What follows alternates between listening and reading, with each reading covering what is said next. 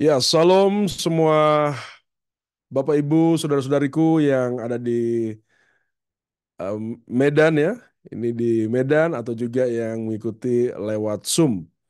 Dan saya bersyukur kesempatan yang indah yang kedua untuk boleh eh, ik- sharing ya apa yang Tuhan berikan bagi saya dan juga sekaligus saya memperkenalkan diri. Nama saya agak sulit.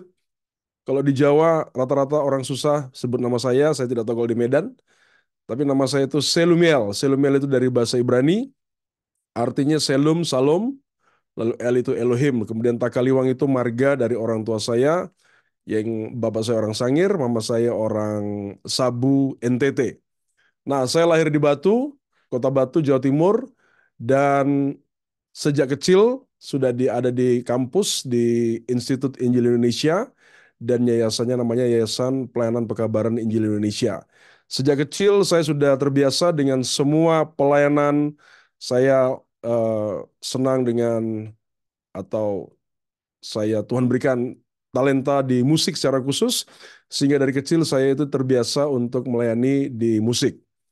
Nah, pada malam hari ini kita akan membahas satu tema yang sangat penting dan saya harap apa yang saya sharekan ini bisa menolong kita karena sekarang ini setan menggunakan cyberspace untuk melakukan segala sesuatu yang eh, yang dilakukan untuk membuat banyak orang Kristen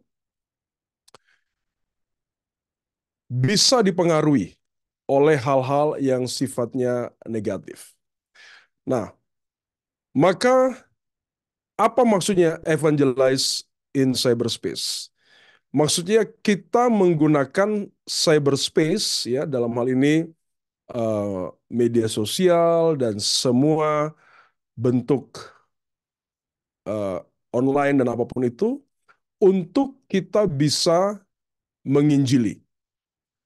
Nah, maka ini kita harus lihat apa yang menjadi syarat dan apa yang perlu kita lakukan untuk kita bisa gunakan cyberspace sebagai tempat atau media untuk kita menginjili. Nah, yang pertama, kita baca dalam Roma 10 ayat 14. Tetapi bagaimana mereka dapat berseru kepadanya jika mereka tidak percaya kepada dia? Bagaimana, bagaimana mereka dapat percaya kepada dia jika mereka tidak mendengar tentang dia? Bagaimana mereka mendengar tentang dia jika tidak ada yang memberitakannya? Nah, maka Bapak Ibu, saudara-saudaraku yang dikasih oleh Tuhan, saya menyadari bahwa ada banyak orang beragama Kristen, tetapi tidak banyak orang Kristen yang punya hati untuk sharing apa yang mereka alami dengan Tuhan. Nah, persoalannya adalah kalau kita tidak pernah mengalami jamahan Tuhan dalam hidup kita, maka kita juga tidak tahu apa yang kita mau sharekan misalnya dalam konteks cyberspace.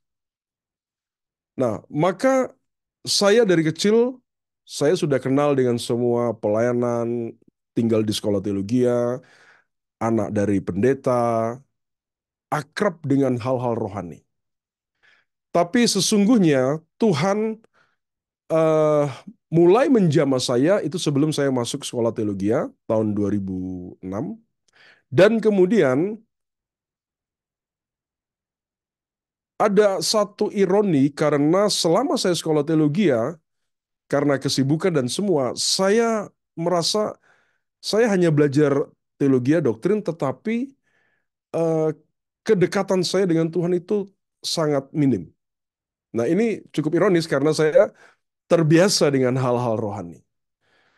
Dan saya bersyukur setelah saya selesai dari Institut Injil Indonesia, saya katakan sama Tuhan begini, Tuhan, kenapa ketika saya belajar teologi saya jauh dari Engkau? Dan setelah selesai saya punya komitmen, saya bilang, Tuhan, sekarang saya mau akrab dengan Tuhan. Dan saya mulai membayar harga, saya mulai berdoa, saya mau belajar belajar berpuasa, saya mulai lebih tekun lagi baca firman, saya tinggalkan sedikit tentang segala sesuatu tentang teologi dan tetek bengeknya.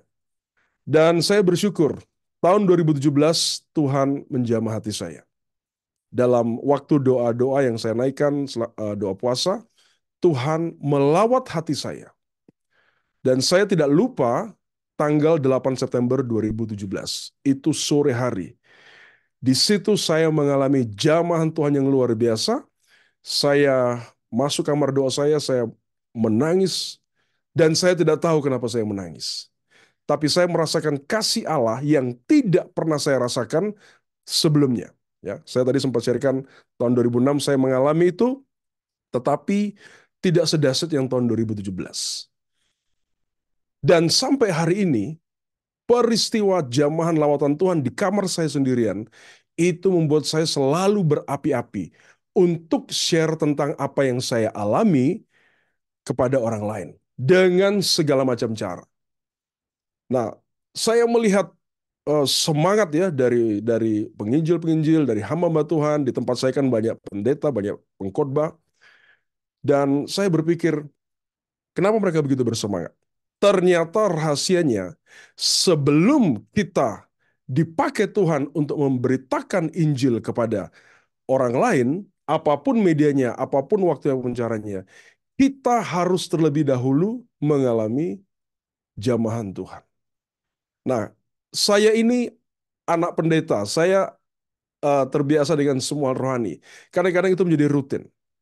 Tapi karena saya bilang, Tuhan, saya mau akrab dengan Tuhan, saya mau bayar harga, saya bersyukur seorang anak pendeta eh, yang akhirnya mengalami jamahan Tuhan. Nah, Bapak Ibu dan semua saudara, saya alami itu di usia ke-40 tahun. Memang sepertinya agak terlambat. Jadi usia atau yang lalu-lalu itu ya saya melayani Tuhan dan semua. Tapi mengalami jamahan Tuhan yang sangat mendalam, itu tahun 2017, 8 September, sore hari saya tidak akan lupa. Nah, inilah yang mendorong saya untuk memakai semua keahlian saya, semua eh, musik dan apapun itu, untuk saya sharing tentang kasih Tuhan kepada orang lain. Maka pertanyaan penting pada malam hari ini yang pertama adalah, apakah kita sudah mengalami kasih yang mula-mula itu? Bukan kasih yang kita usahakan untuk mengasihi Tuhan, tetapi Tuhan dengan kasihnya, dengan kuasanya melawat kita dalam kegelapan, dalam dosa. Kalau kita tidak mengalami itu, Bapak Ibu Saudara, saya khawatir apa yang saya sampaikan ini mungkin hanya ya sebentar, hanya panas sebentar saja, habis itu redup lagi. Tapi kalau mengalami itu, saya meyakini kita akan memakai segala cara, mulai dari yang manual, mulai dari yang offline sampai yang online, untuk menyatakan kasih Tuhan kepada orang lain. Simpel saja, saya rindu orang lain tahu apa yang saya alami dan mereka juga merasakan apa yang saya alami. Nah, maka firman Tuhan yang tadi kita eh, baca dari Roma pasal 10 ayat 14, bagaimana mereka dapat berseru kepadanya jika mereka tidak percaya? Bagaimana mereka dapat percaya jika mereka tidak mendengar? Bagaimana mereka mendengar tentang dia jika tidak ada yang memberitakannya? Orang yang memberitakan tentang Injil, tentang kasih Allah kepada dunia, hanyalah orang yang sudah mengalami kasih itu. Nah, mungkin dari semua yang saya bicarakan malam hari ini, baik prinsip maupun praktis, saya kira ini yang paling penting. Kalau kita tidak alami, kita hanya rutin, kita hanya menjadi orang Kristen agamawi saja. Kita hanya menjadi orang Kristen yang begitu-begitu saja, tidak ada gairah. Penginjilan, sharing hidup kita, kesaksian, itu tidak ada. Nah, saya mau katakan itu tidak bisa kita buat-buat atau rekayasa. Saudara harus bilang, Tuhan, saya mau dekat dengan Tuhan. Saya mau mencari Engkau. Dan ketika Tuhan melawatmu, disitulah engkau akan mulai bersemangat untuk menyatakan isi hati Tuhan. Nah, maka Bapak, Ibu, dan semua saudara-saudara berkaitan dengan eh, apa yang menjadi topik kita pada malam hari ini, kita berhadapan dengan setan-setan.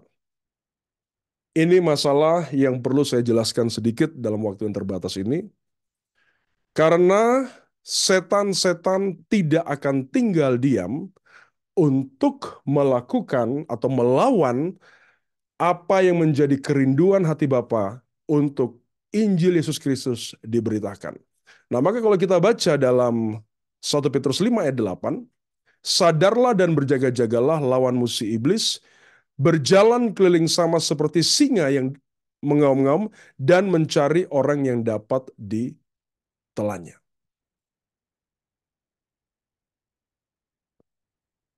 Ya, ya, 1 Petrus 5 ayat 8, sadarlah dan berjaga-jagalah. Lawan musuh iblis berjalan keliling sama seperti singa yang mengaum-ngaum dan mencari orang yang dapat ditelannya. Maka kalau kita lihat ayat ini, setan, iblis, dia adalah lawan kita. Dia adalah musuh kita. Dan dia aktif untuk berkeliling. Seperti singa yang mengaum-ngaum dan mencari orang yang dapat ditelannya. Maka Tuhan mau kita sadar dan berjaga-jaga. Nah, kalau kita tidak sensitif dengan kuasa kegelapan ini, kita nanti santai-santai saja. Tapi kalau kita dekat dengan Tuhan, orang yang dekat dengan Tuhan, otomatis dia akan sensitif terhadap musuhnya. Dia akan tahu peka bahwa ini setan berusaha untuk menghalangi, mengacaukan. Nah, saya kalau cerita ini bisa satu harian saya cerita. Apa yang saya pribadi alami, yang ada di sekitar mahasiswa kami di sini, dengan orang-orang yang saya layani, dimanapun berada. Semua orang Kristen, mungkin saya bilang 99% itu orang Kristen. Tapi tidak sadar, tidak berjaga-jaga, akhirnya menjadi mangsa si iblis. Dia mencari orang yang dapat ditelannya. Nah, dalam kita menginjili, kita harus hati-hati dengan hal ini. Nah, maka mungkin saya memberi contoh ini langsung yang saya katakan cukup eh, ekstrim. Tapi saya ingin sampaikan bahwa inilah kenyataan yang sedang kita hadapi saat ini. Nah, maka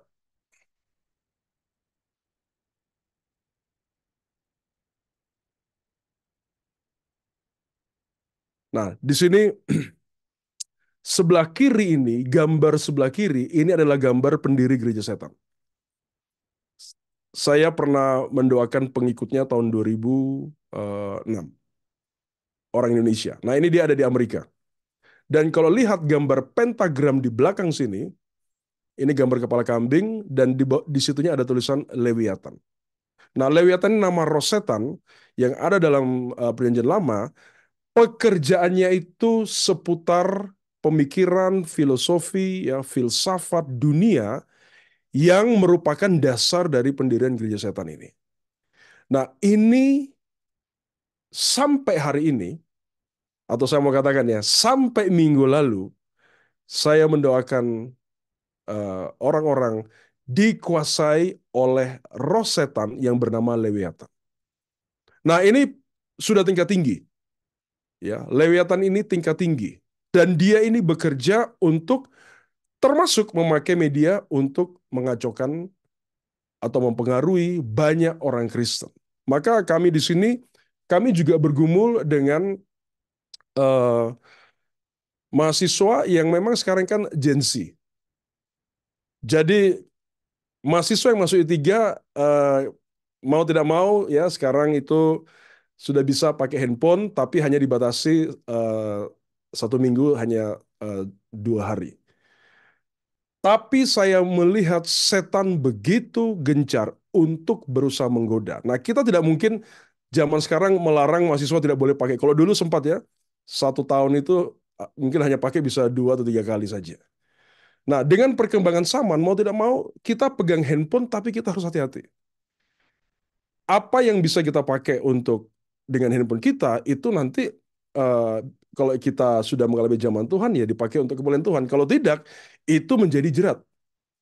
Nah, ini yang sekarang menjadi tantangan. Dan kemudian contoh yang kedua, gambar yang sebelah kanan, ini ekstrim, Satanic for Kids.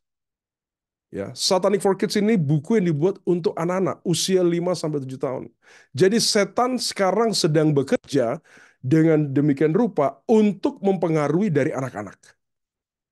Nah, maka kita sebagai orang Kristen, kita jangan lengah, kita harus hati-hati karena setan berusaha untuk mengejar. Nah, pelayanan-pelayanan kami di Institut Indonesia, saya di bagian kemahasiswaan yang juga salah satu program kemahasiswaan adalah konseling. Ini banyak sekali yang kami temui. Bagaimana strategi setan untuk menyerang anak-anak, menyerang mahasiswa, ya, dengan segala macam rupa yang sampai hari-hari ini saya masih mendoakan baik yang dirasuk oleh roh-roh yang dari nenek moyang, dari tempat asalnya, dengan model-model yang tradisional sampai yang modern-modern. Nah, Bapak Ibu dan semua saudara-saudara, pada suatu kali saya mendoakan eh, atau saya sedang berbicara dengan satu mahasiswa, lalu tiba-tiba mahasiswa ini seperti tidak nyaman gitu ya ketika saya berbicara, karena dia katakan begini, kenapa ya saya ini kok tiba-tiba suka dengar lagu-lagu dunia? Saya bilang lagunya siapa? Itu lagunya di Grammy Award Sam Smith. Kalau dengar lagunya itu kan enak. Tapi akhirnya dia mengalami gangguan. Itu dari scroll-scroll ini ya, scroll Instagram. Nah, setelah saya cek ya, ternyata waktu saya doakan dia kerasukan. Dan pada waktu kerasukan saya bilang, "Ini kamu siapa?"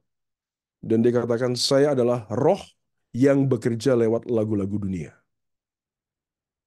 Nah, ini mempengaruhi, ya. Ini mahasiswa teologi itu diserang, dipengaruhi supaya pikirannya tidak kepada Alkitab, tidak kepada Kristus, tapi kepada dunia ini. Salah satunya adalah lagu-lagu dunia. Mereka berusaha supaya, setan-setan berusaha supaya masuk lewat Instagram. Nah, sekarang kita renungkan ya. Kalau, lalu saya tanya, kok bisa kamu muncul di Instagramnya? Lalu dia bilang, waktu dia scroll-scroll itu, kami masuk di situ. Nah, berarti setan punya akses ke Instagram. Ini patut kita perhitungkan, kita renungkan. Setan punya akses ke media sosial. Lalu kita sekarang buat apa kalau setan melakukan seperti itu? Nah, maka saya bilang, Tuhan tolong supaya kita tidak tinggal diam saja. Kita alami jamahan Tuhan, kita alami kuasa Tuhan sehingga hati kita dipenuhi belas kasihan untuk kita menyatakan Injil melalui apapun itu. Nah, maka pertanyaan yang penting bagi kita semua adalah bagaimana untuk kita bisa memiliki hati Injil. Ini pertanyaan yang sangat penting. Cyberspace itu hanya salah satu media. Kita juga bisa ketemu orang di jalan menyatakan isi hati Tuhan. Nah, untuk memiliki hati Injil, maka kita harus mengalami Injil itu, mengalami kasih Tuhan. Yang tadi saya sudah sharekan. Apapun caranya. Saya bersyukur di Institut Indonesia, mahasiswa kami doakan, kami layani. Kadang-kadang ya, tidak semua juga yang datang, yang masuk itu, semua sudah lahir baru, semua sudah kayak malaikat. Tidak, semua sedang dalam proses. Tapi kami doakan supaya dijamah oleh Tuhan. Bagi saya karunia-karunia itu nomor 2. Nomor 1 itu bagaimana punya hati Injil. Ya, sekolah kami ini Institut Injil Indonesia. Jadi kalau tidak punya hati Injil, Injil itu tidak ada dalam dirinya, dalam perkataannya, bagaimana mau beritakan itu? Bagaimana mau evangelize? Nah, tidak hanya mahasiswa tiga, kita semua dipanggil untuk memberitakan Injil Yesus Kristus. Maka doa saya supaya kita semua alami dulu itu. Baru kemudian nanti secara teknis praktis kita bisa sharing. Nah, saya ingin kasih contoh, ada satu gerakan yang sangat mengganggu saya di YouTube akhir-akhir ini. Dan mungkin ini sudah ribuan subscribernya.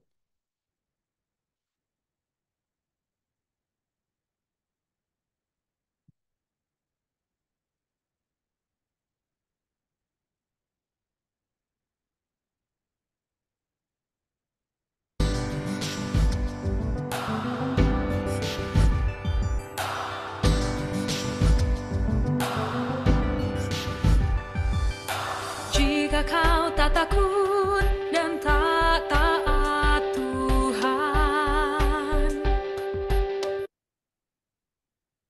Oh, sorry.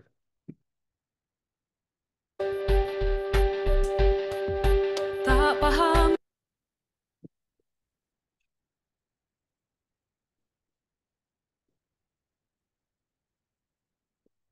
Sebentar saya ulangi supaya oke.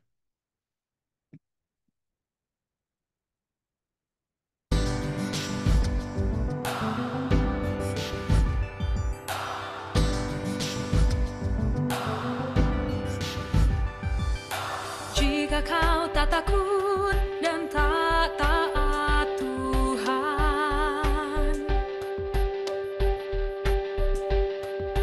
tak paham kebenaran, bingung dalam bertindak, dan kau asing dengan prinsip kebenaran, kau tidaklah terhormat.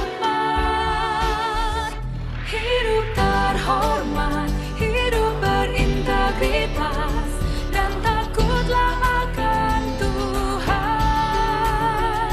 Hidup terhormat, hidup berintegritas, dan taatilah Tuhan.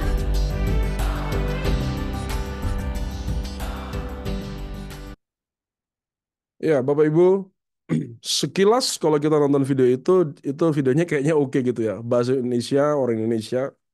Tapi sebenarnya itu adalah salah satu bentuk penginjilan, tanda kutip, dari gereja Tuhan yang Maha Kuasa. Nah, ini lagi banyak menipu banyak orang di Indonesia. Mereka punya WhatsApp-nya, mereka punya Telegram, mereka punya YouTube, dan sebagainya. Mereka begitu gencar memakai media sosial untuk melancarkan misinya dan mengatakan bahwa Mesias itu lahir, Mesias sekarang berada di Tiongkok. Bukan Tuhan Yesus yang kita sembah. Nah, ini semua mereka pakai film, video klip kayak tadi, dan isi dari lagu-lagu dan pesan mereka adalah kita jangan dibatasi oleh Alkitab. Kita jangan terbatas oleh apa yang tertulis di Alkitab. Kita harus berani untuk mendapatkan uh, inspirasi yang lain. Tapi lagu-lagunya seperti tadi, lagu-lagunya enak untuk didengar. Nah, ini yang sekarang cukup ngetren dan banyak orang tertipu. Nah, maka saya katakan, Tuhan tolong supaya kita jangan tinggal diam saja. Kita boleh eh, mengalami jamahan Tuhan dan mulai menggunakan media sosial untuk kita bisa share tentang apa yang Tuhan mau. Nah, saya kasih contoh ya beberapa hal yang saya lakukan dalam kehidupan saya menggunakan teknologi yang ada, dan saya bersyukur itu juga boleh jadi berkat bagi bagi orang-orang yang saya juga mungkin tidak sadar ya. Nah, saya punya beberapa medsos ya yang saya coba share di tempat ini.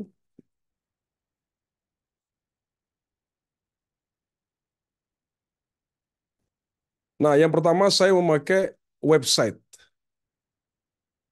Jadi saya ada website terangdalamkegelapan.com. Di sini saya bagi atau saya mengisi untuk konten-konten yang bisa jadi berkat ya. Maka karena saya main musik, maka saya sharing hal-hal yang berkaitan dengan musik. Lalu kadang-kadang kalau saya buat seminar okultisme, saya sharing di sini. Saya khotbah, saya sharing di sini. Jadi ini bentuknya ini seperti blog dan vlog. Kami suka mengarang lagu, saya sharing di sini. Nah, ini tentang COVID ya. Jadi saya menggunakan media media website untuk sharing tentang apa yang Tuhan taruh dalam hati kami, saya dan istri, dan kami boleh sharing kepada eh, orang lain. Nah, tapi saya melihat di website ini, sekarang orang jarang lihat website. Tidak terlalu banyak untuk lihat website. Ya, lebih langsung kepada media sosial, Instagram, TikTok, dan sebagainya. Jadi, saya pada mulanya sudah bergerak dalam atau channel saya pertama itu adalah channel pribadi. Ya, ini bisa dilihat channel pribadi. Di sini saya dulu sharing semua yang ada dalam channel pribadi saya. Nah, maka kita harus gunakan YouTube ya, dan ini contoh dulu YouTube ya, untuk sharing tentang apa yang kita alami. Nah, YouTube ini awalnya saya sharing semua di sini, tapi akhirnya saya pindah supaya bisa lebih fokus kepada kontennya. Maka YouTube Silmil Takaliwang ini saya gunakan untuk eh, video-video yang umum sifatnya, ya seperti ini. Sedangkan video yang atau sharing yang pelayanan atau tentang yang saya geluti itu saya taruh dalam media terang dalam kegelapan. Ini juga di YouTube. Nah, saya pakai ini untuk bisa sharing hal-hal berkaitan dengan apa yang ada. Dan menariknya, kalau kita lihat video yang paling populer di YouTube saya, kalau kita lihat itu adalah 4 syarat agar setan takut kepada Anda. Ini 115.000 view. Dan saya merenungkan, ternyata banyak orang yang takut sama setan. Makanya video ini paling banyak. Nah, saya menguasai algoritmanya sehingga kalau Bapak Ibu sekarang misalnya mau buka handphone ya, mencari di YouTube, ya, misalnya mencari di YouTube sini, cara mengusir setan dalam agama Kristen. Maka video saya nanti muncul nomor 1 di YouTube Indonesia. Saya menggunakan algoritma dan bagaimana teknis itu ada untuk kalau orang mencari cara mengusir setan, yang keluar nomor 1 video saya. Nah, ini ada video-video yang lain, ya. Ada videonya Philip Mantova, ini sudah di nomor kesekian, ya. Nah, ini penting karena orang biasanya klik yang mereka temukan pertama. Lalu saya menggunakan uh, ya algoritma dan video yang menarik. Sekarang yang lagi ngetren ini gunung meletus, Semeru. Jadi kalau orang mencari puncak Semeru, ya Mahameru,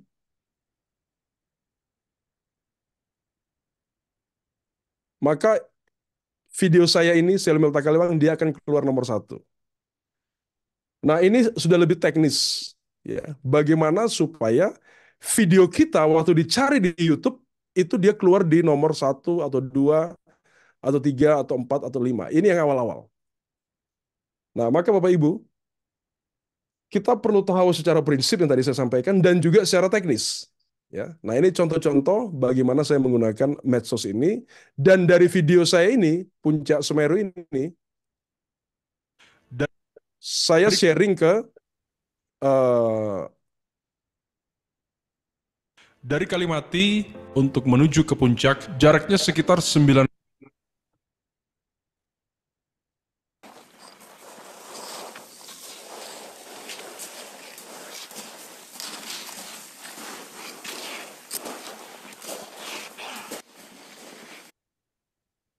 Nah, ini contoh di YouTube. Dan sini ini cukup banyak. View-nya ada sekitar 882.000 view. Jadi sudah mau 1 juta view. Nah, dari sini saya link menuju ke pelayanan saya, ke semua bagian yang isinya itu tentang penginjilan. Ya, jadi saya memanfaatkan video yang sudah banyak view-nya ini untuk kita bisa link ke website atau ke channel saya. Nah, kemudian bagi kita anak muda atau mahasiswa kami di tiga, saya dorong untuk membuat channel yang membagi tentang eh, anak muda. Ya, channelnya itu namanya itu eh, inspirasi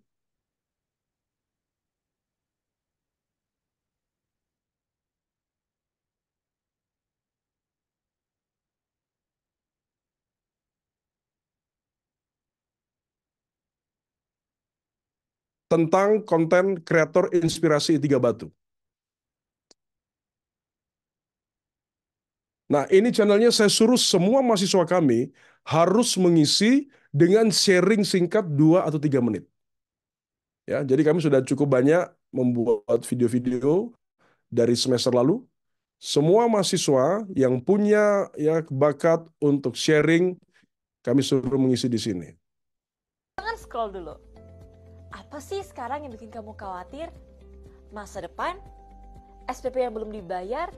Atau pasangan hidup yang tak kunjung datang? Hari ini aku mau sharing sesuatu. Firman Tuhan bilang, janganlah khawatir akan hidupmu, akan apa yang hendak kamu makan atau minum. Dan janganlah khawatir pula akan tubuhmu, akan apa yang hendak kamu pakai. Ya. Jadi saya buat sendiri, saya mendorong mahasiswa kami di sini untuk membuat dengan konten-konten yang berkualitas ya. Kalau Bapak Ibu perhatikan, ini kualitas videonya itu cukup bagus. People, apa kabarnya hari ini? Saya harap kita semua dalam keadaan baik. Blessed people, pernahkah Anda diperintahkan untuk melakukan satu tugas dan hal itu membuat Anda merasa bosan, merasa tidak nyaman atau tidak menyenangkan, bahkan sulit untuk Anda lakukan? Dalam menghadapi situasi seperti ini, reaksi Anda mungkin mengeluh atau bahkan berhenti dari pekerjaan tersebut. Dalam Kolose pasal 3 ayat 23 menyatakan, apapun juga yang kamu perbuat, perbuatlah dengan segenap hatimu seperti untuk Tuhan dan Ya, bukan ini untuk manusia. bagian dari kami di sini untuk anak-anak muda menggunakan media sosial untuk sharing firman. Dan sekarang itu kita sharing tidak bisa lama-lama ya. Kita sharing itu singkat-singkat tetapi itu bisa jadi berkat. Nah, saya punya sendiri Terang Dalam Kegelapan ini ya dari channel YouTube itu. Di sini juga saya sharing tentang kuasa kegelapan dan juga tentang eh, konten-konten pribadi.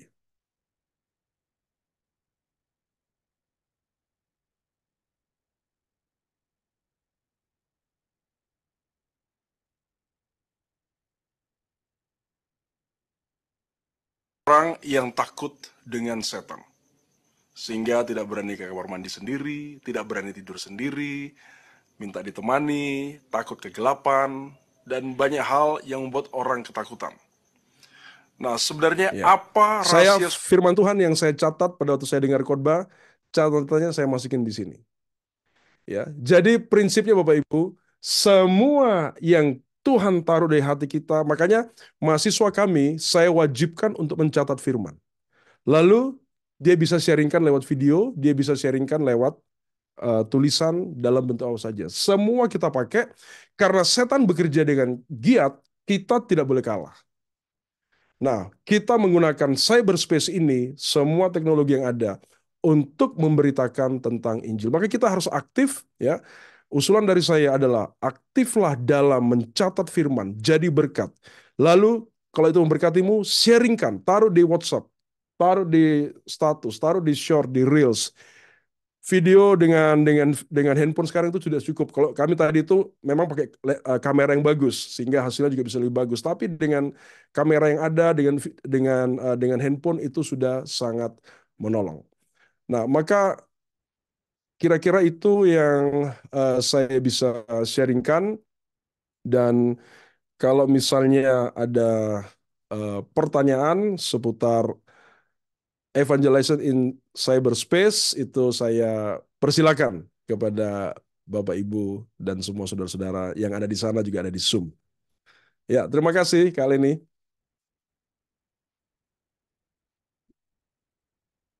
Paparannya pada malam hari ini. Pada saat ini akan dibuka sesi tanya jawab atau diskusi. Untuk yang mau tanya mungkin boleh ke depan ya, soalnya mic-nya nggak sampai. Gimana? Boleh maju bang. Soalnya mic-nya nggak sampai, bukan apa-apa. Sebelumnya perkenalkan nama saya Johannes. Di sini saya mau bertanya, Bang. Ya, Kita tahu sosial media menjadi alat saat ini dipakai Tuhan untuk penyebaran Injil ya. Dan tadi kita sharing tentang bagaimana setan memakai sosial media. Nah, salah satunya juga mungkin kita bisa lihat, Bang, sekarang ini begitu banyak ajaran sesat ya, Bang ya. ya, Ya salah satunya Gereja Tuhan Yang Maha Kuasa di Chinese. Dan kita memang harusnya dituntut memang untuk memberitakan Injil. Jadi pertanyaan saya gini, Bang, di dalam kita memberitakan firman itu atau Injil itu, eh, kita boleh tidak, Bang, menyertakan nama-nama pengajar sesat itu yang kita tahu ajarannya sangat sesat. Eh, Mungkin bagaimana ya. tanggapan Abang? Oke. Saya langsung jawab ya. Oke, mungkin bisa langsung dijawab bang. Iya, Siap. supaya tidak lupa. Kalau saya ada buat dua macam video. Misalnya tentang Halloween. Ada satu video itu yang dia hanya kayak sekilas saja. Dan ada satu video yang saya bahas detail. Nah, memang kalau itu gerakan dari luar, misalnya kayak Gereja Tuhan Yang Maha Kuasa ya, itu ada tokohnya, ada namanya. Mereka itu orang luar negeri, orang di luar Indonesia. Kalau saya pikir itu tidak masalah. Nah, tapi yang kalau dia ada di dalam negara kita harus hati-hati. Kita jangan sembarang mengatakan orang itu sesat kalau kita tidak betul-betul tahu. Ya, karena sesat itu dia harus ada kaidah-kaidahnya atau ada parameternya sesat. Orang bisa salah tapi tidak sesat. Ya, kayak kita bisa salah. Tapi kalau sesat itu prinsip-prinsip Kristen itu tidak diikuti. Misalnya ada Mesias di tempat lain. Nah, itu sesat. Keselamatan itu ada di luar Kristus. Alkitab itu, ya itu ada firman Allah, itu ada bukan firman Allah. Nah, ini sesat. Nah, maka kita untuk mengatakan suatu sesat, kita harus betul-betul mempelajari. Kita juga tidak boleh terlalu cepat mengatakan sebuah ajaran itu sesat. Ya, buahnya harus kita ketahui. Pengajaran yang lainnya harus kita ketahui. Karena ada orang yang mungkin ekspresinya berbeda, ya, tetapi dia tidak sesat. Nah, Tuhan Yesus mengatakan dalam Injil Matius, kamu sesat karena kamu tidak mengerti kuasa Allah dan tidak mengerti kitab suci. Nah, itu ukuran sesat. Kalau kita tahu betul bagaimana seorang ajarannya dan semua, maka kita bisa mengatakan dengan namanya, ajaran ini adalah ajaran yang menyimpang, yang sesat. Nah, tapi jangan langsung ya, kita perlu mempelajari. Nah, kalau anak-anak muda, adik-adik di sana yang memang senang belajar firman dan semua, saya kira perlu diperlengkapi secara teologi untuk dapat mempelajari Alkitab dengan lebih komprehensif, sehingga dalam menentukan sesat apa tidak, juga itu bertanggung jawab. Ya, kalau masalah gereja, oh gereja di sana itu kalau nyanyi modelnya begitu, lalu kita bilang itu sesat. Nah itu terlalu cepat. Atau ada fenomena apa, itu jangan terlalu cepat ya. Karena kita harus hati-hati dalam mengatakan orang yang sesat, apalagi kalau kita sudah sebutkan namanya. Ya, ini perlu bijaksana. Kira-kira tanggapan saya begitu.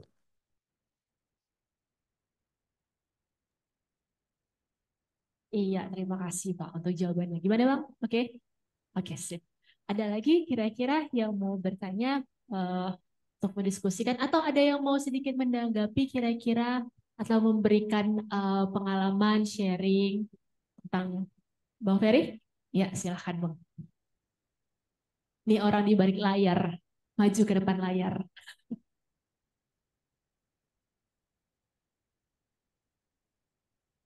Salam Pak L lah ya, kau panggil L, Iya, yang belakang L kan.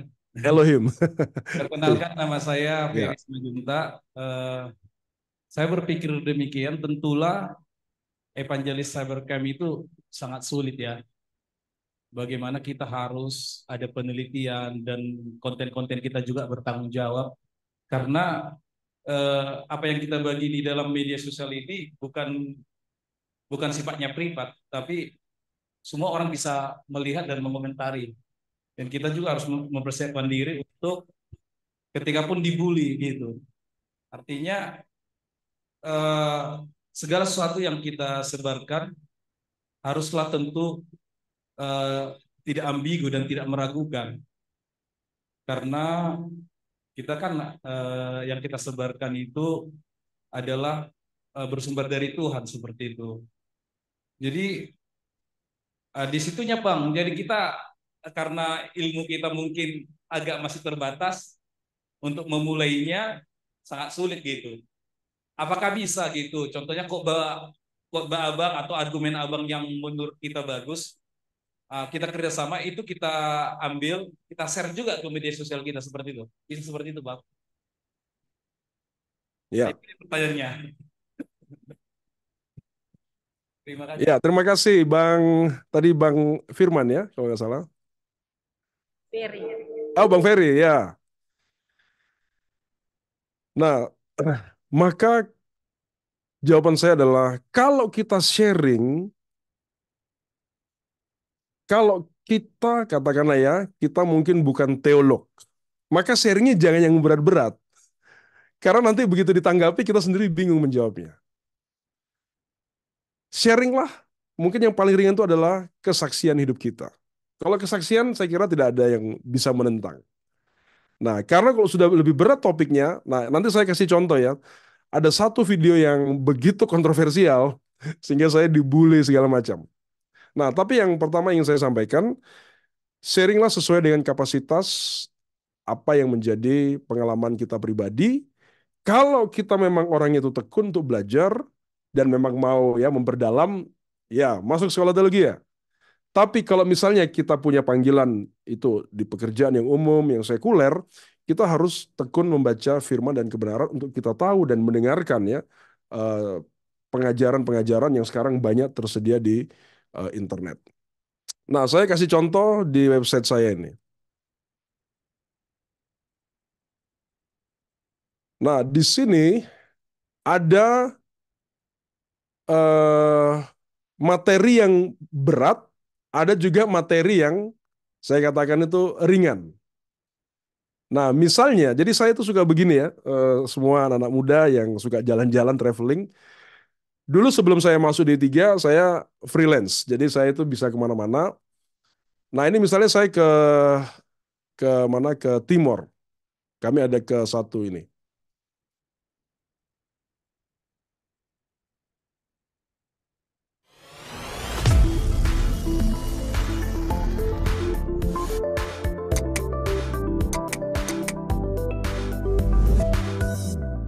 Saudaraku yang dikasih oleh Tuhan, sekarang saya ada di Gunung Fatuleu di Timor, Pulau Timor. Di daerah apa ini? Kabupaten Kupang. Kita pikir kayak naik Gunung Kelimutu gitu. Nggak taunya ini batu tajam. Ya, jadi batu karang, batu tajam-tajam itu ini di gunung ini sudah. Ya, waktu naik ini saya teringat ya, Mazmur 62. Maka ketika Raja Daud dia harus lari dari kejaran Saul, lihat gunung batu di Israel, satu kali ke Israel, dia katakan dalam Mazmur 62:6, hanya pada Allah saja kiranya aku tenang, sebab daripadanya lah harapanku, hanya dialah gunung batuku. dan keselamatanku. Kota bentengku, aku tidak akan goyah. Ya, ini contoh video yang saya buat. Jadi saya kemana-mana itu pasti saya bilang, Tuhan, Tuhan berikan saya inspirasi. Apa yang saya bisa share sesuai dengan tempat yang saya pergi. Nah ini kalau orang suka jalan-jalan, ya ada inspirasi. Mungkin jalan-jalan tidak perlu yang jauh-jauh ya, dekat-dekat saja Tuhan berikan inspirasi. Nah kita sharing yang ringan-ringan saja. Kayak itu ya, gunung batu keselamatanku. Saya kira dalam hal itu sih tidak perlu sampai harus sekolah teologi ya. Nah, eh, contoh satu lagi ini waktu saya ke Gunung Semeru. Saya memang ya cukup capek ya, cukup lelah, tapi saya usahakan ada yang bisa saya share. Karena dari pencobaan itu, bahwa menjadi satu ujian kepada iman dan akan menghasilkan ketekunan. Saya melihat dalam kehidupan kita seperti kita menghadapi satu gunung. Ya. Jadi semua kita bisa lihat ini tempat-tempat yang bisa saya kunjungi.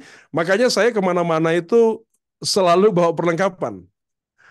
Agak ribet memang, tapi demi dapatkan konten yang punya tujuan untuk memberkati, untuk menguatkan, memang harus agak repot. Tapi sekarang dengan handphone itu saya kira sudah cukup. Yang penting kita punya mic yang dekat dengan ininya.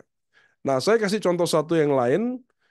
Ini mungkin video yang paling kontroversial yang ada di website saya. Itu judulnya adalah Kristologi Setan. Ini dia.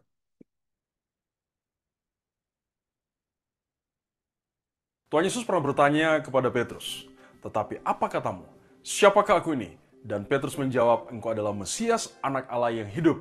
Pengakuan Petrus ini menunjukkan sejauh mana Petrus mengenal gurunya, Tuhannya.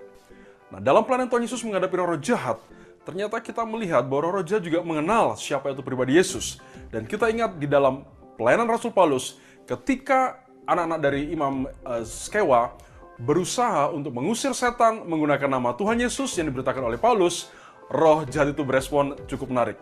Dia mengatakan, "Yesus aku kenal, Paulus aku ketahui, tetapi kamu, siapakah kamu?" Nah, kita lihat, Yesus aku kenal. Nah, dalam video ini kita akan melihat sejauh mana roh setan itu mengenal Kristus atau siapakah Yesus menurut setan alias Kristologi Allah setan.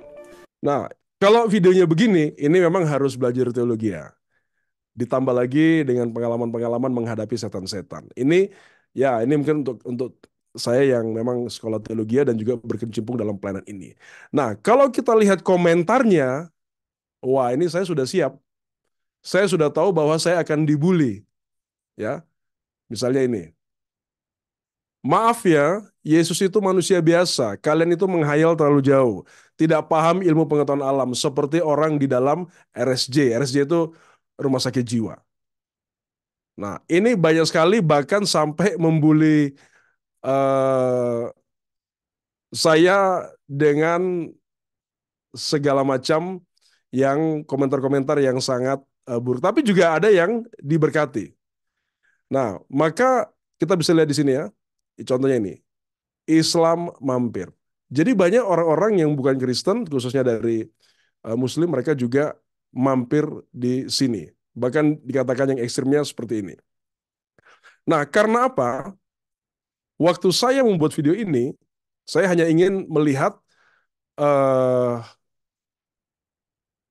bagaimana setan mengenal Yesus.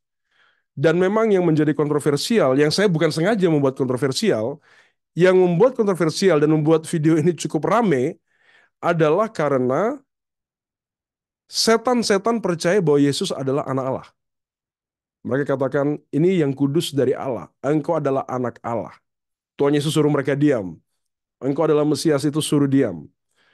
Nah, sehingga yang menjadi kontroversial adalah setan percaya Yesus anak Allah. Tapi kenapa yang lain tidak percaya? Berarti masih lebih bagus setan. Nah, itu yang buat video ini kontroversial. Saya saya tidak sangka. Dan di sini ada 57.000 view, komentarnya ada 2.560.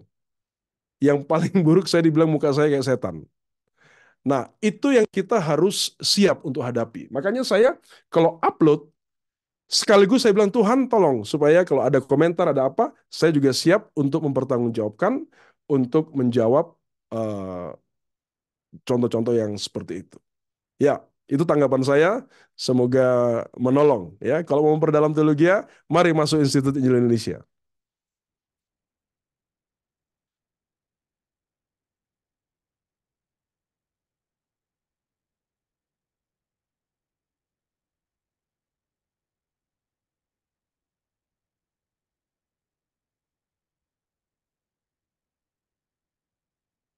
Suaranya tidak,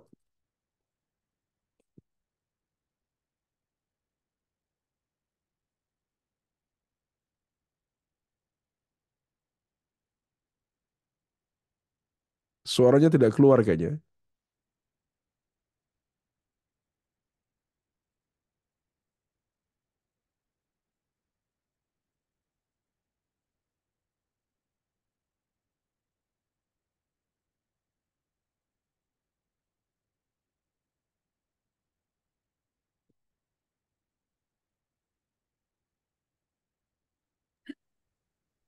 Oke, ya.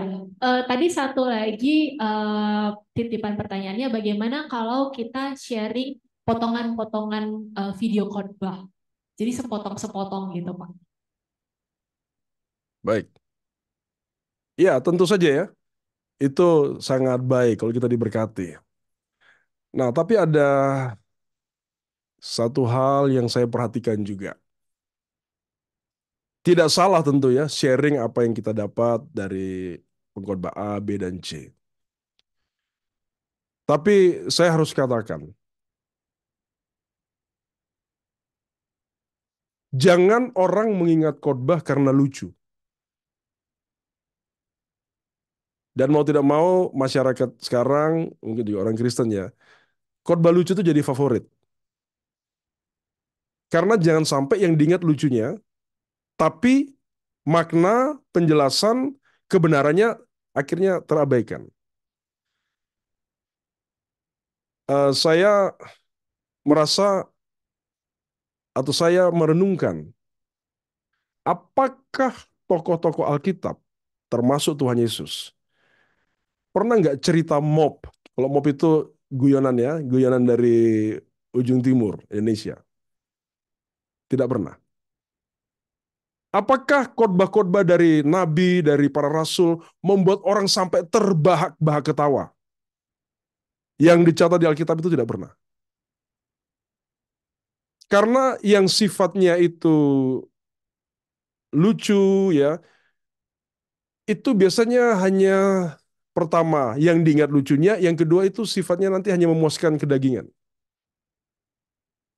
Maka khotbah yang berisi kebenaran bagi saya tidak boleh dalam bentuk membuat orang terbahak-bahak ketawa. Karena kebenaran itu menentukan antara sorga atau neraka. Dalam hal itu tidak ada yang lucu. Nah, saya pribadi, saya kalau berkhotbah, saya selalu serius. Kalau bentuknya seminar, tentu lebih santai. Tapi ketika memberitakan kebenaran, saya pikir kita harus serius. Jadi tidak ada salahnya ya, Bapak Ibu sharing khotbah dan apa. Tapi ingat, firman Tuhan itu adalah kebenaran. Kristus adalah kebenaran. Maka kita berdoa, khotbah mana yang bisa saya sharing kepada keluarga, kepada siapapun, dan itu punya dampak bagi roh seseorang. Bukan hanya memuaskan karena lucu, kita ketawa. Saya kira tidak demikian. Ya, jadi itu tanggapan saya tentang kita sharing khotbah. Silakan sharing sebanyak-banyaknya. Kalau bisa, kita yang menyampaikan firman Tuhan atau kebenaran. Ya, tentu mungkin harus sekolah. Terima kasih.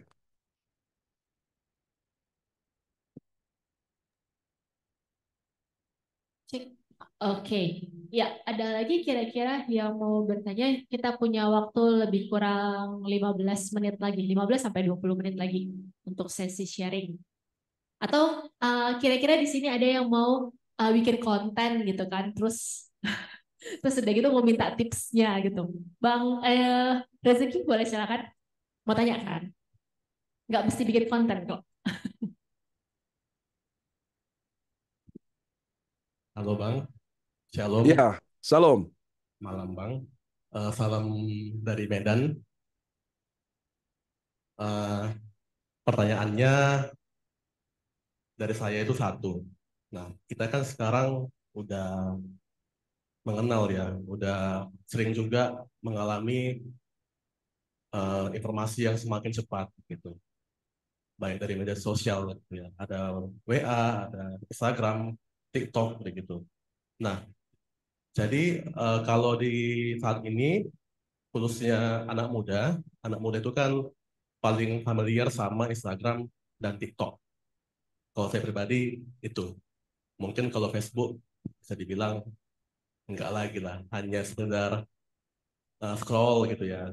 Untuk anak muda kayaknya Facebook udah nggak zaman lah istilahnya lagi gitu. Jadi eh, kalau kita itu sebagai anak muda nih, anak muda yang memang mau sharing gitu, sharing Injil atau sharing tentang firman ke orang-orang tertentu gitu. Misalnya karena mungkin dia aktifnya di Instagram sama TikTok, jadi dia menggunakan dua media sosial ini untuk sharing gitu. Padahal sebenarnya di media sosial lain banyak juga gitu, banyak juga yang eh, dia butuh sebenarnya, butuh sharing itu. Tapi karena dari si pemberi informasi atau si yang membuat konten itu tidak aktif ataupun tidak familiar ya, tidak aktif istilahnya di media sosial itu, sehingga tidak men-sharingkan itu ke misalnya ke Facebook atau ke media sosial lainnya. Menurut Abang, apakah kita itu perlu kan untuk nge-share nge-share ke semua media sosial meskipun kita rasa itu sebenarnya kurang kurang istilah marketingnya kurang pas pasarnya gitu karena kita men-sharing mungkin tentang yang berkaitan dengan dunia anak muda atau berkaitan dengan hal-hal yang ada kaitannya dengan masa kini gitu yang kita rasakan mungkin sebagian anak muda itu kurang kurang lah gitu kurang tepat gitu. Apakah kita sebagai anak muda yang ingin membagikan konten itu perlu membagikan ke semua media sosial? Terima kasih, Bang. Ya, ya sekarang karena media sosial ada banyak ya. Nah, dulu saya paling utamakan di YouTube. Eh, Lalu YouTube saya itu, saya punya 3 channel ya. 2 channelnya itu sudah dimonetize. Yang satu yang channel yang tadi yang Gunung Semeru itu, lalu yang kedua itu yang channel Kuasa Kegelapan itu semua sudah monetize. Dan memang dari yang Gunung Semeru itu agak unik karena setiap kali Gunung Semeru bergejolak, monetasnya masuknya lebih banyak gitu. Uangnya yang masuk ke saya itu lebih banyak karena orang lebih banyak klik. Nah, tapi atau waktu waktu saya ada Facebook dan semua ya, saya share-nya itu linknya supaya orang masuk ke YouTube ya dan monetize untuk mengembangkan pelayanan dan semua. Nah, tapi sekarang kalau saya perhatikan ya, kita manfaatkan media sosial itu semua medsos yang utama ya, misalnya sekarang yang paling tren kan TikTok, Instagram. Kita sharing kepada semua itu, kontennya sama, saya pikir tidak ada masalah karena kita kan juga tidak bayar. Nah, dulu saya sharing itu linknya. Kalau di Facebook kan link, habis itu nanti bisa di ini ya, bisa diakses gitu. Nah, tapi sekarang di Facebook pun saya sharing itu saya upload videonya. Jadi saya tidak lagi terlalu memikirkan, oh ya nanti orang supaya masuk ke YouTube saya nanti bisa dapat monetas dan semua itu itu tidak lagi utama. Kalau dulu saya sempat berpikir ya lumayan ya saya bisa beli kamera, saya bisa beli ini semua. Nah, jadi bagi saya semua akses kepada media sosial yang bisa kita pakai, kita sharing, di upload. Nah, ini hanya sedikit contoh yang saya eh, inspirasi I3 ini ini adalah Instagramnya. Ini Instagramnya, ya. Kemudian ini TikToknya. Isinya sama, isinya sama. Nah, yang uniknya atau bukan unik lah, kalau di TikTok ya, so- kita bisa lihat ya, jumlah view di sini bervariasi. Ada yang hanya 1.000 ya, Shalom seperti ini. People, saya yakin dan percaya Ini 1.000 view. Nah, seperti ini 11.000 view. Nah, itu kami coba pakai promote-nya. Ya, itu kalau mau lebih banyak dilihat. Nah, jadi intinya adalah selama itu free, upload ke sebanyak mungkin media sosial ya, karena ada orang yang dia punya IG dia nggak punya TikTok atau punya TikTok dia nggak punya Facebook ya. Itu komentar saya untuk masalah sharing ya. Ini lebih teknis untuk upload video-video kita. Makasih.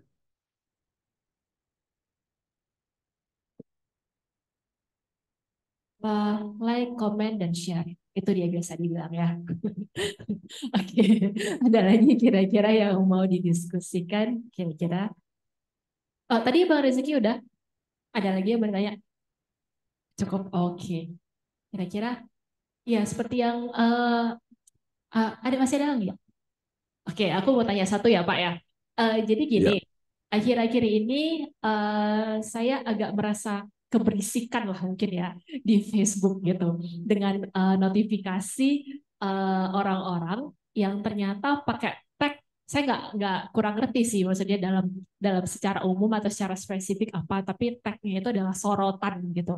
Kayaknya itu semacam memanggil orang banyak untuk melihat konten itu gitu. Nah, tapi eh, satu hal yang mungkin yang membuat saya agak terganggu adalah ketika eh, konten itu atau postingan itu bukan satu hal yang gimana ya, ya walaupun itu diposting juga ya orang lain juga akan lihat gitu, tapi urgensinya menurut saya untuk memanggil semua orang untuk melihat konten itu kayaknya nggak perlu-perlu banget menurut saya gitu. Tapi eh, jadi bagaimana sebagai anak Tuhan yang memiliki apa ya, memiliki motivasi untuk menginjili ini pada akhirnya tidak membuat orang jadi terganggu gitu, oleh karena postingan-postingan kita gitu, sharing-sharing kita, terutama sosial media yang bersifat pribadi ya, kayak Facebook, Instagram gitu. Kalau kayak YouTube kan mungkin akan apa ya, misalnya seminggu sekali gitu postingnya dan lain sebagainya. Tapi kan kalau udah kayak Facebook, Instagram itu sudah lebih personal gitu.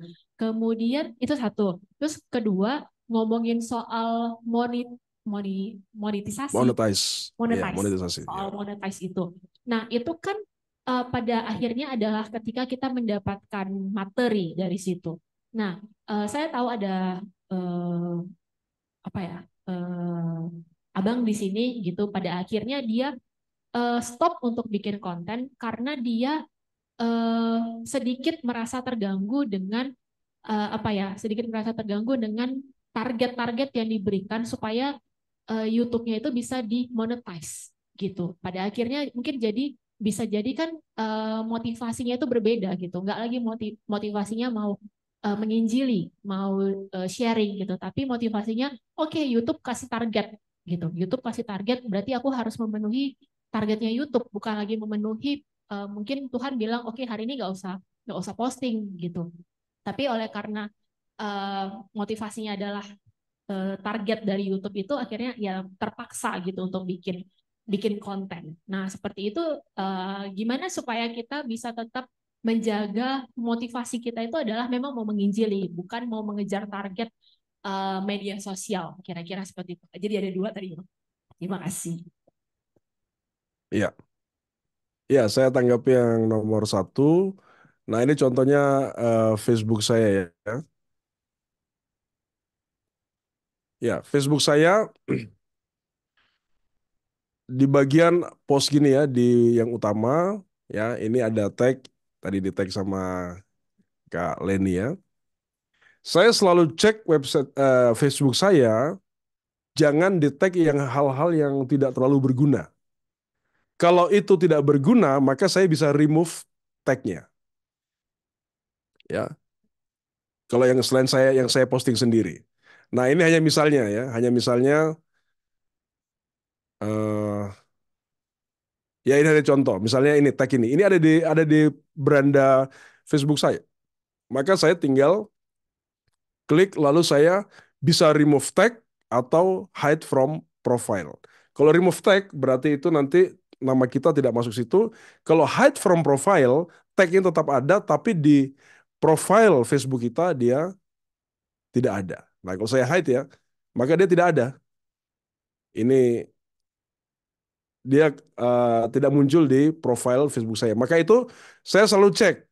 Saya selalu pastikan semua tag yang ada di profile saya itu harus yang punya makna dan itu berguna ya selain yang saya sharing sendiri.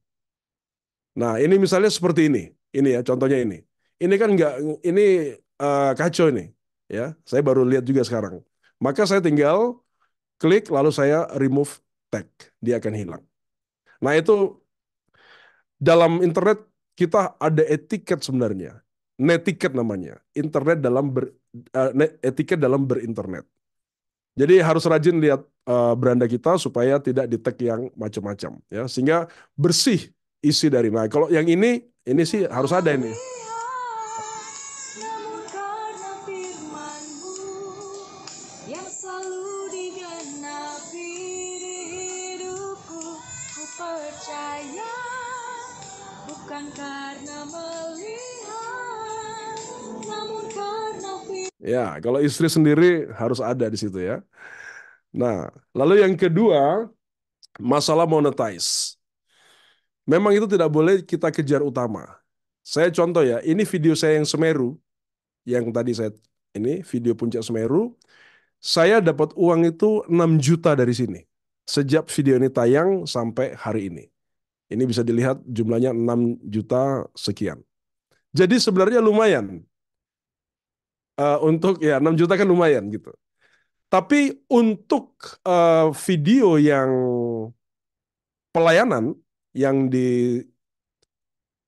diterang dalam kegelapan, ini saya sama sekali tidak mengejar revenue atau penghasilan. Ya, saya tidak terlalu peduli berapa banyak yang saya dapat. Ini lalu yang konten yang seperti ini juga sebenarnya hanya terbatas kepada eh, orang yang Kristen, ya, sehingga tidak terlalu banyak juga. Nah, dari video ini saya dapat uang 1,5 juta. Ya, jadi awal-awalnya ada kepikiran untuk selalu orang link ke YouTube saya. Tapi lama-lama saya bilang, kalau saya seperti itu nanti kita jadi motivasinya beda. Nah, maka kembali kepada yang tadi saya sampaikan, kita harus mengalami jamahan Tuhan sehingga tidak ada pikiran-pikiran lain untuk mencari keuntungan. Dan yang luar biasa, Bapak Ibu Saudara dan semua adik-adik di sana, ternyata Tuhan itu mencukupkan peralatan saya yang saya pakai sekarang ini itu dengan cara yang ajaib karena saya tidak memikirkan untuk mencari keuntungan dari situ. Nah, itu kira-kira tanggapan saya. Jadi jangan kejar monetize. Lagian kejar monetize itu tidak semudah itu sekarang ya. Kita perlu 4.000 jam. Kita harus punya 100 subscriber atau ya dan sebagainya itu. Nah, apalagi kalau konteksnya pelayanan. Ya, kira-kira itu tanggapan saya.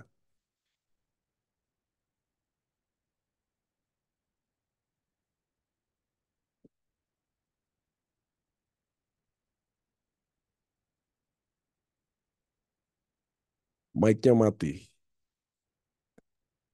Ya, Ya, Kak. sorry tadi saya tidak dengar ya. Ya,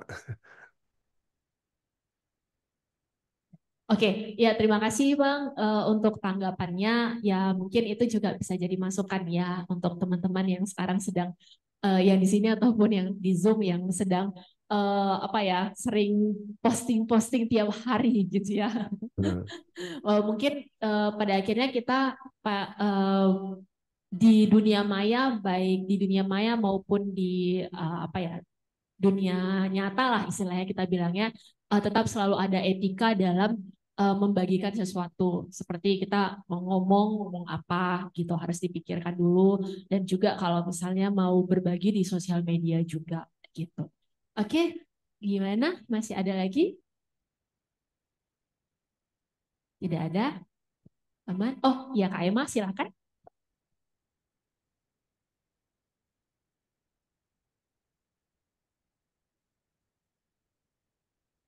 Selamat malam, Bang.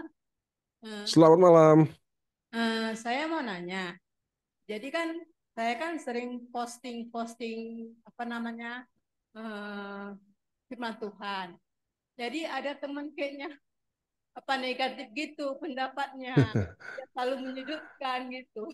Terakhir saya hapus dia dari pertemanan saya. Itu gimana, Bang?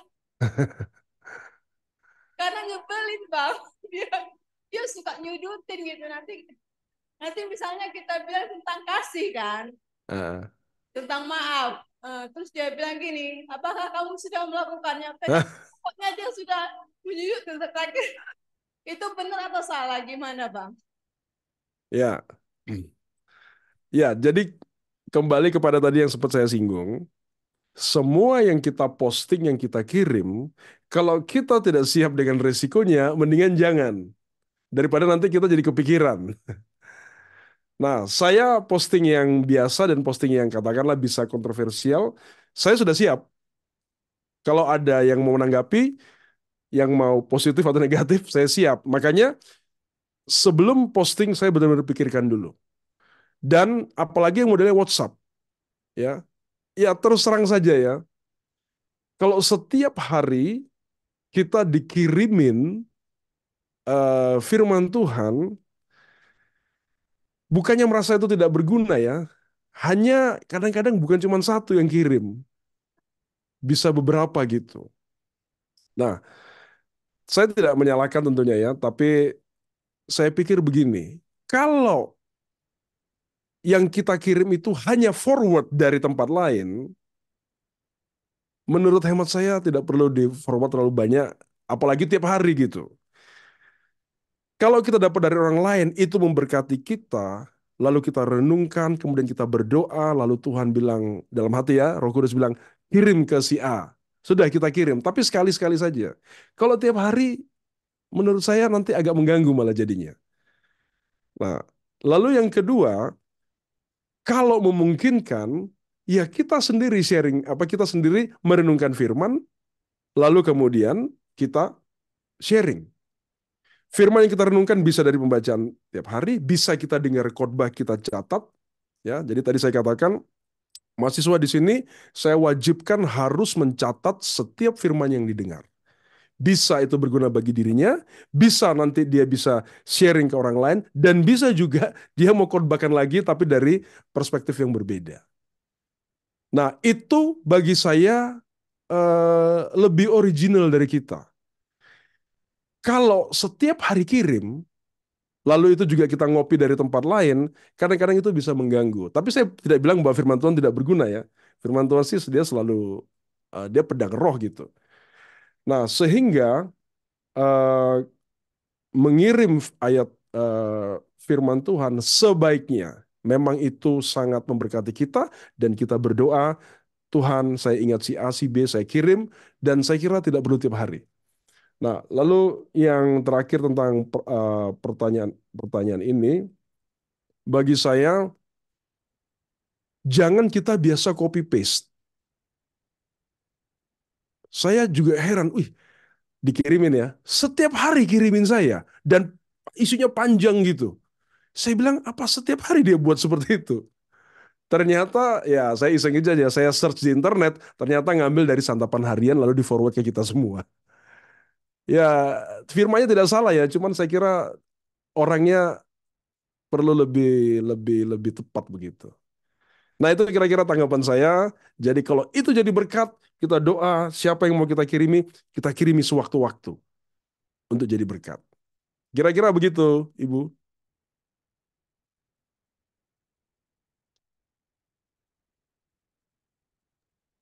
Ini aku buka dulu. Oke. Agak trauma saya ya kan. Oke, iya. Ada lagi kira-kira satu pertanyaan terakhir?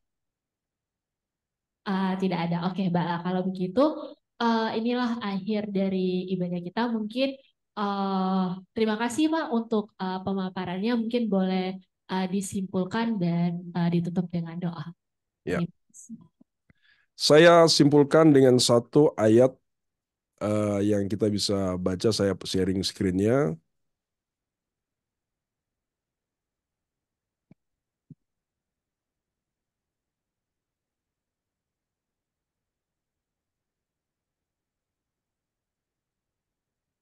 Ya, Yudas eh, ayat 23. Selamatkanlah mereka dengan jalan merampas mereka dari api, tapi tunjukkanlah belas kasihan yang disertai ketakutan kepada orang-orang lain juga, dan bencilah pakaian mereka yang dicemarkan oleh keinginan-keinginan dosa. Jadi kita dipakai Tuhan untuk menolong orang yang sedang menuju kepada kebinasaan. Saya pakai istilah menghadang mereka yang sedang menuju kepada kebinasaan, dan kita beritakan firman. Kita jangan benci orangnya. Kita benci pakaiannya, artinya dosa-dosanya. Itu kita benci. Dan pertanyaan yang mungkin kadang-kadang muncul, bagaimana saya bisa mendapatkan inspirasi uh, untuk saya bisa sharekan? Ya, sekali lagi, ini tidak harus sekolah teologi ya. Apa yang Tuhan buat yang menjadi berkat bagi Bapak Ibu, itu di-sharekan. Maka hal yang penting adalah kita mengalami jamahan Tuhan, mengalami kasih mula-mula, melalui ya apa eh, mengalami jamahan Tuhan dengan cara Tuhan yang kita itu bisa bermacam-macam. Yang kedua, baru kita share isi hati Tuhan, apa yang Tuhan buat bagi kita dan apa yang menjadi isi hati Tuhan bagi orang lain. Ini tidak harus sekolah teologi ya. Ya, orang bisa share, tapi harus dekat dengan Tuhan. Dan yang terakhir, buatlah konten yang menginspirasi dan memberkati, yang itu memang berasal dari persekutuan kita dengan Tuhan. Dan yang saya terinspirasi adalah dari seorang bernama Bezalel. Kalau kita baca ayat 31 dari Keluaran, dan telah memenuhi dengan Roh Allah dengan keahlian, pengertian, pengetahuan dalam segala macam pekerjaan. Nah, ini orang ini diberikan inspirasi, membuat sesuatu dan dia menjadi orang yang ahli. Ini bukan dari suku Lewi, ini suku Yehuda. Dan Tuhan berikan dia inspirasi untuk mengerjakan segala sesuatu. Nah, maka Bapak Ibu Saudara, saya berharap tidak salah ya kita sharing dari yang lain, kita terima yang lain, tapi apa yang Tuhan buat bagi kita, mari kita sharingkan kepada orang lain, pakai video, pakai medsos, dan semua status-status kita selalu memberkati. Jangan kita jadi tempat nyindir orang, jadi tempat jengkel sama orang, itu tidak jadi berkat. Dan berdoalah supaya Tuhan memberikan inspirasi-inspirasi untuk kita bisa memberitakan Injil lewat media sosial. Kiranya Tuhan memberkati, mari kita berdoa. Bapa di surga, terima kasih untuk malam hari ini bersama dengan anak-anak-Mu, hamba-hamba-Mu yang ada dalam Yayasan Penginjilan dan Penelaan Alkitab Sumatera Utara. Tuhan, bagi yang belum pernah mengalami jamahan Tuhan, doa hamba Tuhan, jamahlah kami seperti Engkau menjamah tokoh-tokoh Alkitab. Seperti Tuhan Yesus menjamah orang-orang yang dalam kelemahan. Seperti Tuhan Yesus menjamah hamba-Mu. Jamah kami semua, penuhi kami dengan kasih-Mu. Karena kami tahu untuk apa kami punya talenta, untuk apa kami punya karunia, tapi kami tidak memiliki kasih dari Tuhan. Karena kasih itu akan mendorong kami. Semua yang kami pikirkan adalah kepentingan Tuhan. Adalah kerajaan Allah. Untuk sharekan itu kepada orang lain. Bukan kepentingan diri kami sendiri. Bukan monetize. Bukan uang. Tolong kami semua Tuhan. Dan apapun yang kami upload, apapun yang kami share, itu menginspirasi dan memberkati. Tidak menjadi batu sandungan. Tidak menjadi pertikaian, pertengkaran. Dan tidak juga membuat orang lain terganggu. Tolong kami semua Bapa di surga. Dan Tuhan, ampuni kami. Kalau selama ini kami tidak menggunakan sosmed dengan yang seharusnya. Kami tidak bijaksana. Timbul masalah. Karena kami tidak tepat. Ampuni kami Tuhan. Tolong supaya kami, seperti Bezalel, mendapatkan inspirasi, keahlian, hikmat, kebijaksanaan. Ini orang Yehuda, bukan orang Lewi. Maka Tuhan bisa memakai siapa saja dari kami. Tidak harus orang teologi untuk menyatakan kebaikanmu, isi hatimu kepada orang lain yang memerlukan. Tolong supaya kami dekat dengan Tuhan. Karena Tuhan Yesus menyebut kami adalah sahabatmu. Karena Tuhan memberitahukan isi hatimu kepada kami. Dan kami sharing kepada orang lain. Terima kasih ya Bapa di surga. Biarlah malam hari ini firman Tuhan dan juga sharing secara praktis boleh memberkati, mendorong kami untuk kami boleh memberitakan Injil, kasih Kristus, bukan untuk kepentingan diri sendiri, tapi kepentingan kerajaan Allah, seperti yang Bapa mau bagi anak Allah Tuhan Yesus, untuk memberitakan kerajaan Allah sudah dekat. Demikian juga kami Tuhan. Lindungi kami daripada segala yang jahat. Kami sadar setan-setan berusaha untuk mengganggu, mengacau. Tapi kami mau berlindung dalam kuasa-Mu. Kami tidak mau takut menyatakan kebenaran. Dan berikan kami hikmat untuk melakukan semuanya ini. Terima kasih Bapa. Biarlah kasih dari Allah Bapa yang mengasihi kita sekalian, yang mengutus anaknya yang tunggal, Tuhan Yesus Kristus, Gembala dan Juru Selamat kita, yang penuh dengan kasih karunia, dan oleh Roh-Nya yang kudus, yang memberikan hikmat, memberikan pengertian, memberikan inspirasi untuk hidup dalam kebenaran, sharing kebenaran, dan memberkati orang lain. Menyertai kita semua mulai hari ini sampai Maranatha, Tuhan Yesus datang pada kali yang kedua. Amin. Bapa terima kasih.